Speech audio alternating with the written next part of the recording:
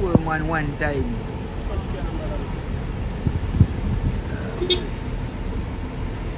On the spot news media, we got the latest news. We don't care about the views, we just representing right. Put local news internationally every night. On the spot, wave that Jamaican flag from left to right. Let's get it right, y'all know the type. We ain't dealing with the hype, we make it take flight. Yeah, man, my viewers and subscribers, what go on? A blessed and wonderful Thursday evening to each and every person out there tuning into On The Spot News Media. No, my peeps, I don't know how we do it over on this side. So we have a few stories to share with you, the regular members of Chan Public and also members of the diaspora. So please like the video, share the video, watch the entire vlog so you can get a full understanding and a better appreciation of everything we are going in Jamaica.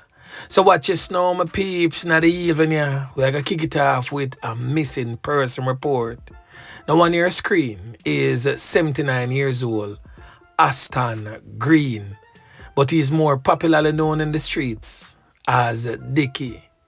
He is known to be suffering from dementia and other memory loss ailments. Aston Green was last seen in the Daytona community in Greater Portmore, St. Catherine. A report was filed with the 100-man police station. Now, if anyone have seen this man, please call the 100-man police station or the number on the photograph. Boy, may I tell you, it's rough. Help us allow him to reunite with his family. Now, the first thing that we're going to talk about, my peeps, is the Financial Investigation Division, the FID, is once again warning Jamaicans not to allow their bank accounts or identities to be used to move funds illegally. Now, the warning follows the recent conviction of 3 individuals in the corporate era parish court. They were found guilty in the roles they played in a $61 million cyber fraud and money laundering scheme. Their identities is being withheld by the police. I don't know why, but it is what it is. But the FID says that they include a 25-year-old, a 29-year-old, both customer service representatives, and a 32-year-old self-employed man. Now, Keith Darien, the principal director of the Financial Crimes Investigation at FID, had this to say. Now listen. Over the past year, combined strategies in operations, training, and policy have measurably improved our detection, interception, and apprehension of offenders, enabled dismantling of criminal networks, and resulted in more charges laid and more victories in courts. Amid our ongoing Money Mule public education campaign, these convictions are among the clearest illustration of the message we are sending to the public. Do not let anyone use your bank account or identity for criminal activity. Now, the next thing that we're going to talk about, my peeps, is in relation to a 2018 murder case. Yeah, man. We are talking about the now deceased. This brother presently on your screen, identified as Jean-Pierre Rhon. Now, a trial is currently underway in relation to the fatality of this businessman presently on your screen. It took place as far back as in 2018. He was reported missing, but his body was reportedly found days later, partially covered under a heap of sand. Now, the man will get charged for female fatality has since been identified as 26-year-old Shamar Clarke, a former employee of the now deceased. Now, Shamar Clarke is charged with the fatality of this man and larceny, and he is also charged with perverting the lawful burial of a corpse. Now, the trial started on September 16th in the Home Circuit Court before Justice Caroline Powell, who is now summing up the evidence. Now Shamar Clarke is being tried for use him two hand and strangle the man, make every single breath left him body, leaving him lifeless. It is stated that he was the general manager of New Home Era and Consulting in Port Rock, in Port Royal, in Kingston. And it took place on September 17, 2018. Well, correction, October 17, 2018. So during the trial, the now accused man, Shamar Clarke, has argued that he acted out of self-defense. Guess where Shamar Clarke said go on? He stated that his manager, the now deceased man, presently on your screen, try to hold him down and perform some sort of batty business on him after they both met up for a business meeting. He had been reported missing, that's a now deceased man, on October 17 and was found 3 days later with his body partially covered under sand and his motor vehicle missing. Now Shamar Clarke awaits the judge's summation. Boy, may I tell you, the thing rough. Now, the next thing that we are going to talk about, my peeps, is in relation to the knockings and clappings we're going right at the intersection of Tex Lane and Charles Street just a few days ago. Now, the residents in Tex Lane, downtown Kingston, is now breathing a sigh of relief as they believe that the presence of the security forces in the area could have prevented Tuesday night's drive-by knockings and clappings. You see what I talk about with us as Jamaicans? Damn if you do and damn if you don't. If the presence of the security forces were there, you would hear some sort of other cries saying that them no want we party, them a run way off of the road and all sorts of manner of evil. And when the security forces are not there, they still get blamed. So as stated, Jamaicans, our sample set of people, damn if you do and damn if you don't. Now them say if the security forces were there, that would have prevented the drive-by knockings and clappings, where 6 people get seriously injured during the attack. Now, one of the residents stated that there is a sense of safety whenever the Jamaica Defence Force personnel is in the area. Now we're going to hear from that resident as the resident weighs in. Now listen. If a soldier was here, this wouldn't occur. This wouldn't occur none at all, because when a soldier here, law and order in place, people know that they're enough to do certain things, so it wouldn't happen. I would sleep comfortable and everything. And even Mr. Francis was here, the policeman, was a good policeman doing his work, and then they move him and bring somebody else, so you mash up the place again, you understand? So the bigger authority them need to do something, because when them put the good police them down there and them a work, them move them like them want the violence come back. Yeah, do the rightness. I mean, also when nobody come out, because I penny my food. And when me the shot them know me run in. I never see nothing, I see nobody. The run go in, when me in them me hear balling.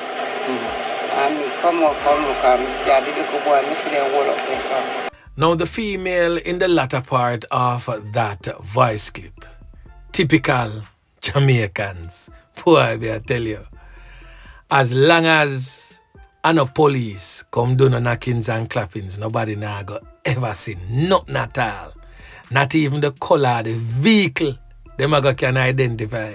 But bet you, if I did one police jeep come around there, come do the knockings and clappings there, remember me tell you, them could have give you a license plate, color, make, year, the police name, which part in station, everything about him. But it is what it is still. It is what it is. But anyway, make we continue.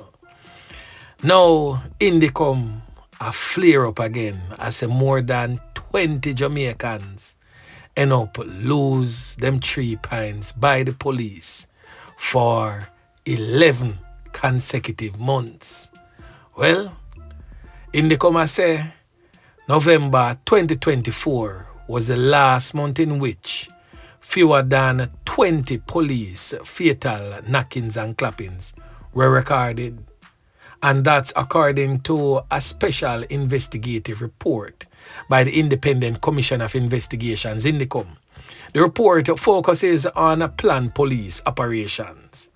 According to the data, since June 2024, monthly fatalities have exceeded 20. This with the exception of the months of July, October, and November of 2024. November saw 17 people end up losing 3 pints by the hands of the security forces. Since then, fatalities have exceeded 20 each month, with the highest being in April 2025, where 30 was taken out by the police. Now, between January 1 and September 30, 2025, 232 end up losing 3 pints by the hands of the security forces. This number is already 43 more than the 189 for the similar period last year. Indicom says the total figure at the end of this year is projected to be between 270 and 300. Now, this would represent an increase of between 43 and 59% above the figure for the ending of 2024. Now, Indicom, I say, boy, them can't bother. The JCF are going with too much, and them for ease back pan the fatal knockings and clappings, saying that they have not found any justification whatsoever surrounding the rise of the fatal knockings and clappings. Well, guess what going on now, Indicom? We have some more work for you to do. Saddle up and go over there in the St. Catherine South and the St. Catherine North Police Division, because the police them lick down 2 more over there. Yeah, man. So 2 more all dirty corner boy end up lose them 3 pints over St. Catherine South and St. Catherine North respectively. Now on Thursday, this morning here, in what the Jamaica Constabulary Force says were separate but connected operations in St. Catherine. The operations are said to be linked to Sunday's mass knockings and clappings in the Commodore district community in Linstead, which left 5 lifeless, no longer among the land of the living, and 4 seriously wounded, still in the hospital. Now let me give you a rundown on the first incident. Now the first incident which occurred shortly after 5 a.m. But guess what? I'm going to make the commissioner, that's the assistant commissioner of police, that is Christopher Phillips. I'm going to make him tell you know exactly how I go on. Now listen. Right, we had 2 incidents across St. Catherine North and St. Catherine South. The first incident took place in a community called Knockist in the Bagua area. And the second is Rangeley this afternoon. Based on our investigations so far into the multi-victim shooting that took place in Commodore, it led police team this morning to the community of Knockist, where the joint police military team was confronted by a man armed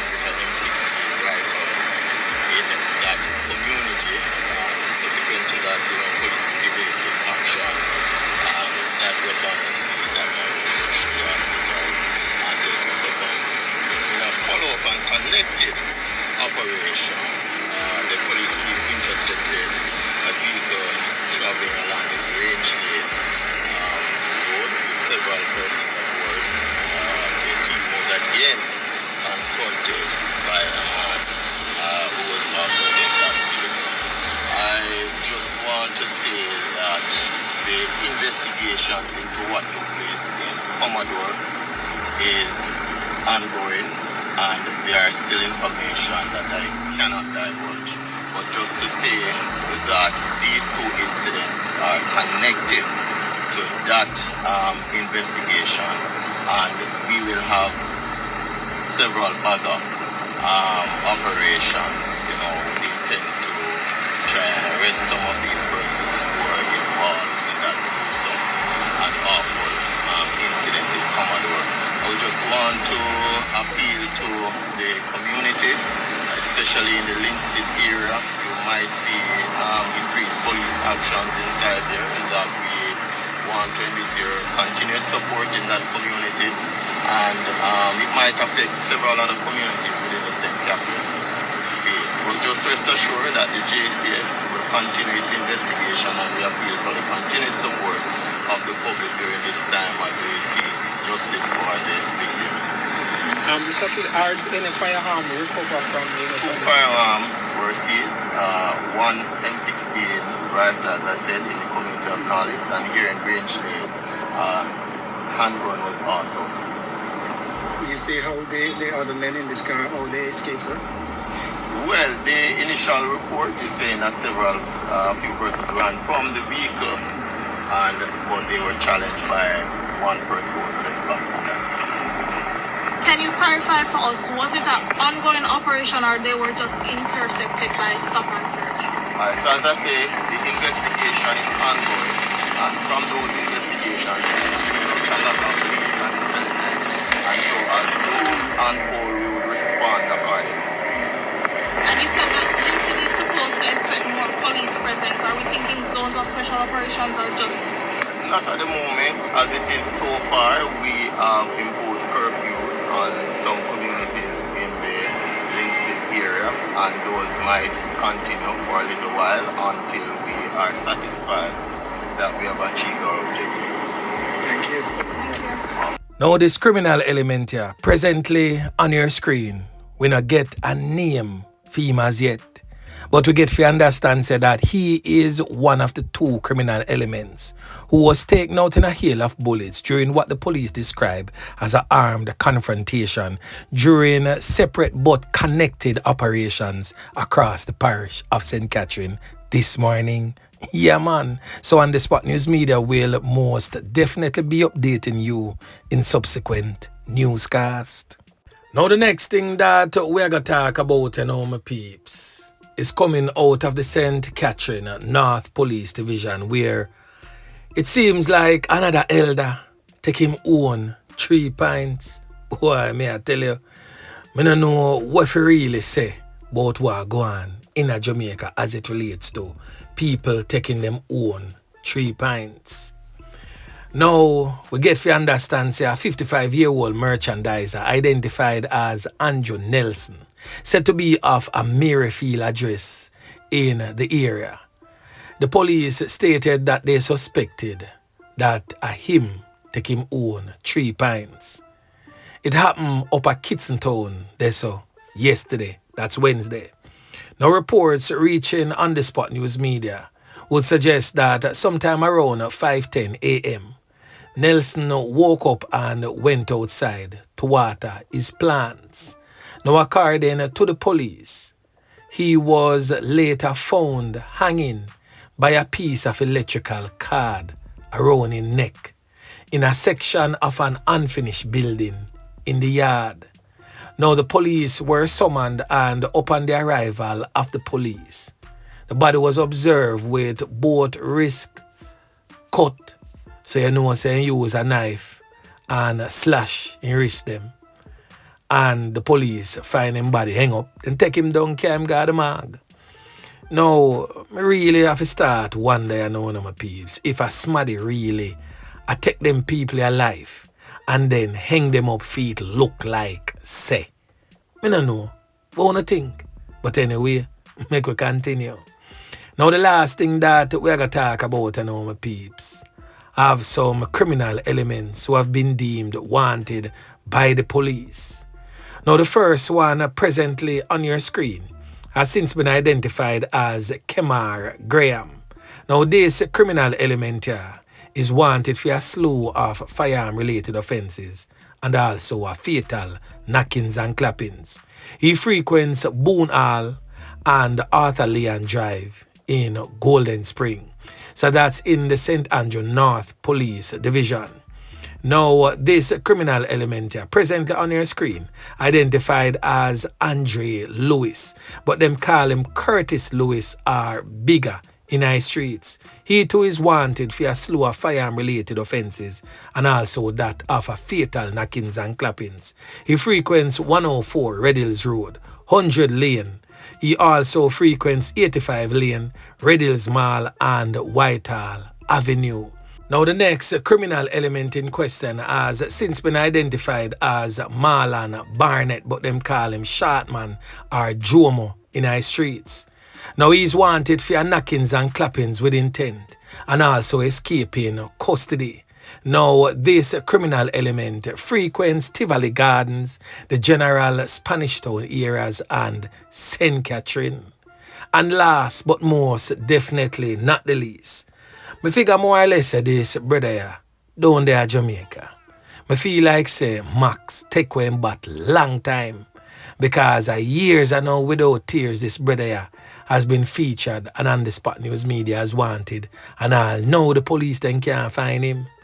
Anyway this brother here hide, him a hide damn good. Now the criminal element in question has since been identified as Dean Norman, but them call him Max in our streets. Now Max is wanted for fatal knockings and clappings and a slew of firearm related charges. He frequents the Berwick district and Riversdale community in St. Catherine. Now, anyone knowing the whereabouts of any one of these criminal elements, please to alert the police. And as always, my peeps, if you don't trust the police, link on the Spot News Media or any like-minded vlogger. Give us the information and we will most definitely pass it on to the relevant authorities who can make effective change. Yeah man, so anyway my peeps, remember to like, share, subscribe to the channel. Stay tuned to On The Spot News Media as I continue to bring you fresh news and updates in a subsequent newscast. On The Spot News Media. Yeah man.